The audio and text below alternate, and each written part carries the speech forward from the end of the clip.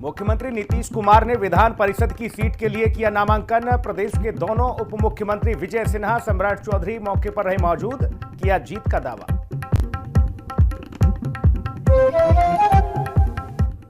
जनविश्वास rally की सफलता पर तेजस्वी यादव ने बिहार की जनता का किया शुक्रिया अदा। लोकसभा चुनाव को लेकर किया बड़ा दावा, कहा बिहार से चौंकाने वाला रिजल्ट देगी गठबंधन। मुख्यमंत्री भजनलाल की सादगी ने फिर जीता दिल, साधारण से सैलून में जाकर बनवाए बाल। वीवीआईपी कल्चर को खत्म करने को लेकर सुर्खियों में मुख्यमंत्री भजनलाल।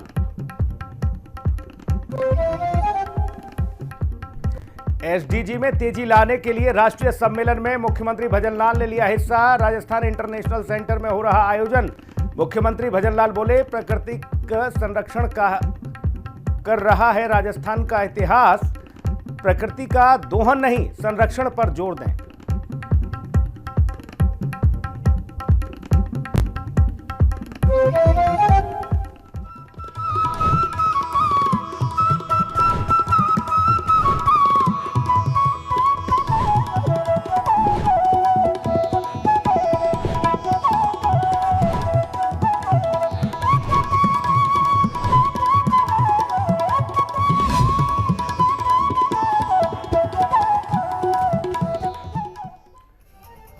नमस्कार, बहुत स्वागत आपका हिंदी खबर में। मैं हूं आपके साथ सुनील सिंह और बुलेटिन की शुरुआत बिहार की खबरों के साथ होगी। पटना में मुख्यमंत्री नीतीश कुमार ने किया है नॉमिनेशन। जी हां, विधान परिषद की सीट के लिए नामांकन दाखिल किया गया। मुख्यमंत्री नीतीश कुमार ने चौथी बार नामांकन किया है। प्रदेश के दोनों उप मुख्यमंत्री इस दरमियान उनके साथ मौजूद रहे।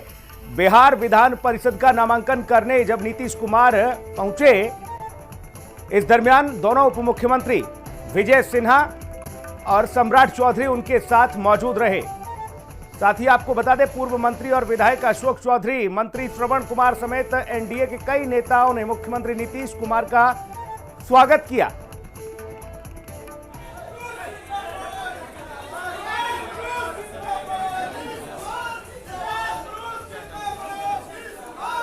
तो तस्वीरें आपके सामने। नीतीश कुमार जिंदाबाद के नारे लगे। विधान परिषद के लिए सीट पर नामांकन दाखिल किया है मुख्यमंत्री नीतीश कुमार ने चौथी बार नामांकन दाखिल किया है। प्रदेश के दोनों उप मुख्यमंत्री मौजूद रहे। इस दरमियान उनके साथ तमाम नेता भी मौजूद रहे और उनका जोरदार स्वागत किया गया। तो जेडीयू उम्मीदवार के तौर पर नीतीश कुमार ने अपना नामांकन दाखिल किया है। 11 मार्च नॉमिनेशन का अंतिम दिन है।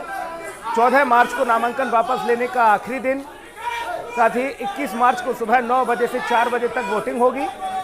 21 मार्च को ही वोटिंग की काउंटिंग भी होगी। तो 21 मार्च को रिजल्ट की घोषणा हो जाएगी। 21 मार्च को सभी के भाग्य का फैसला हो जाएगा। सुजीत हमारे सहयोगी तमाम महत्वपूर्ण जानकारी के साथ मौजूद हैं। सुजीत, आज नामांकन दाखिल किया गया मुख्यमंत्री के द्वारा, एक ऊर्जा, एक जोश दिखाई दिया इस दरमियान।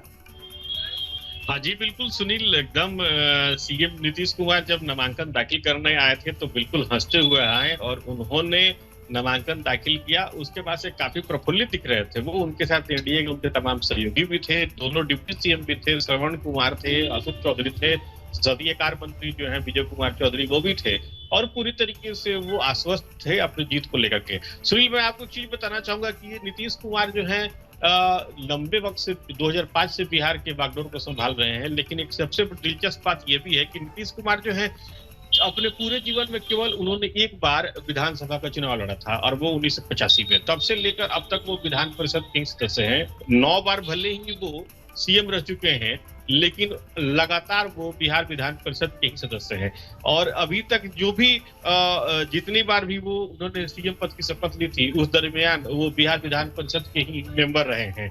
और देखिए, सबसे बड़ी बात ये कि जिस तरीके से उन्होंने अपने करियर की शुरुआत की थी, तो सबसे पहले प्राथमिकता उन्होंने अपने गृह क्षेत्र हरनौत को दिया था। हालांकि वो चुनाव वो हार गए थे।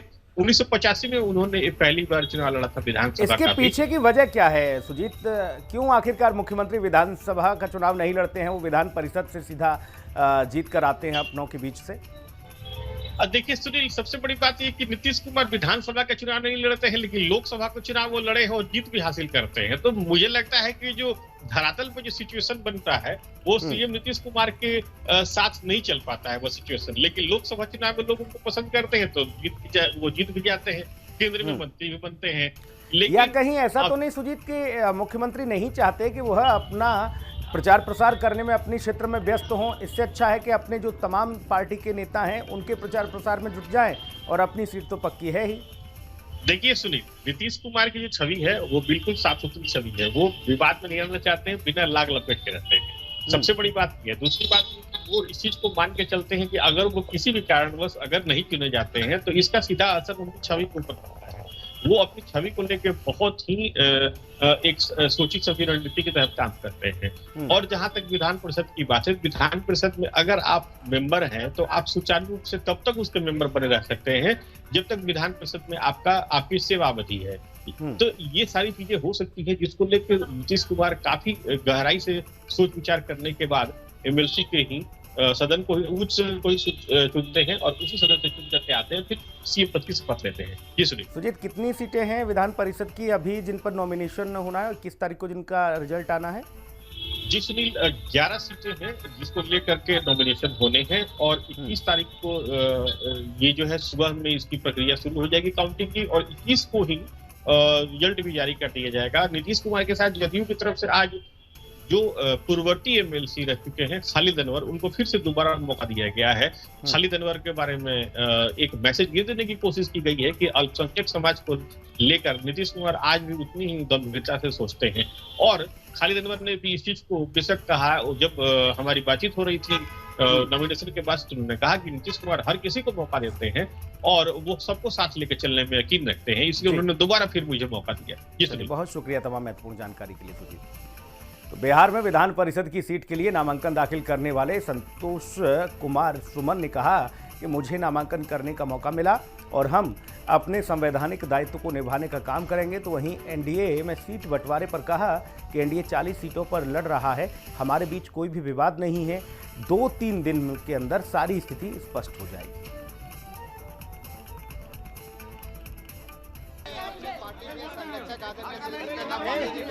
धन्यवाद देता हूँ कि मुझे पुनः मौका मिला है विधान परिषद के रूप में। आज नॉमिनेशन फाइल किया हूँ और आने वाला समय में हम समझते हैं कि हमारी पार्टी के लिए भी अच्छी बात होगी और हम लोग पूरी निष्ठा से अपनी पार्टी को बढ़ाने का काम करेंगे और जो संवैधानिक दायित्व है उसको भी निर्वहन करने का काम करेंगे। एनडीए 40 सीट पर लड़ रहा है और कौन कहाँ लड़ेगा इसका फैसला सब हो जाएगा। हम लोग में कोई विवाद नहीं, आपस में बैठ करके हम समझते हैं 2-3 दिन के अंदर ये सारी बातें की।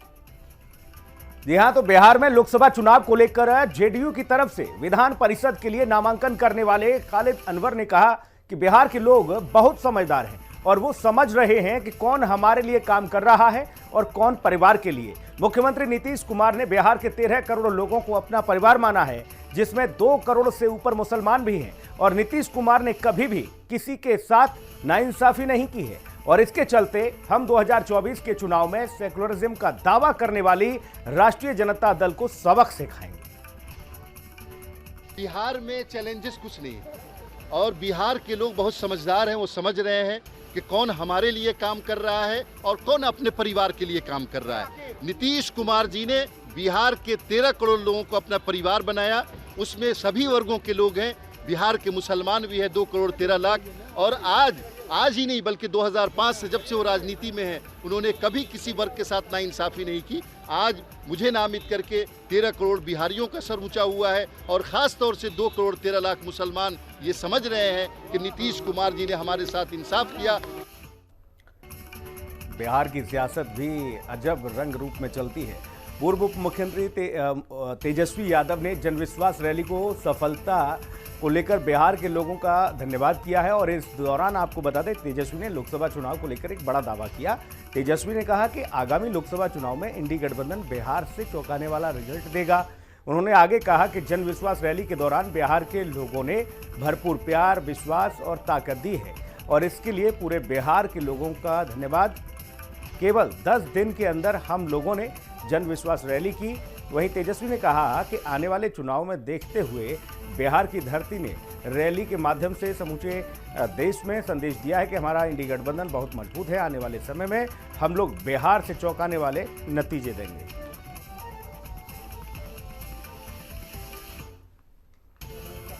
आने वाले 2024 के चुनाव को देखते हुए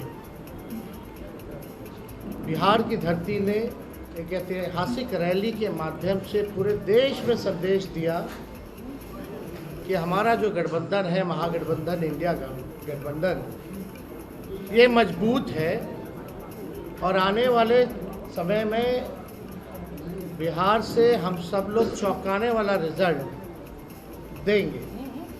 और आने वाला जो चुनाव होगा, साफ तौर पे जो हम लोगों ने लकीर खींची है, हम लोगों ने जिस हिसाब से 5 लाख नौकरियां, बहालियां निकाली है, नियुक्ति पत्र लाखों में बांटने का काम किया मात्र 17 महीनों में, आरक्षण की सीमा बढ़ाई गई, नियोजित शिक्षकों को राजकीय कर्मी का दर्जा देने का निर्णय हम लोगों ने कैबिनेट से लिया, स्वयं सहायता समूह, चाहे जीविका दीदी हो, आंगनबाड़ी महिला हो, तालमी मरकज़ हो, विकास मित्र हो, टोला सेवक हो,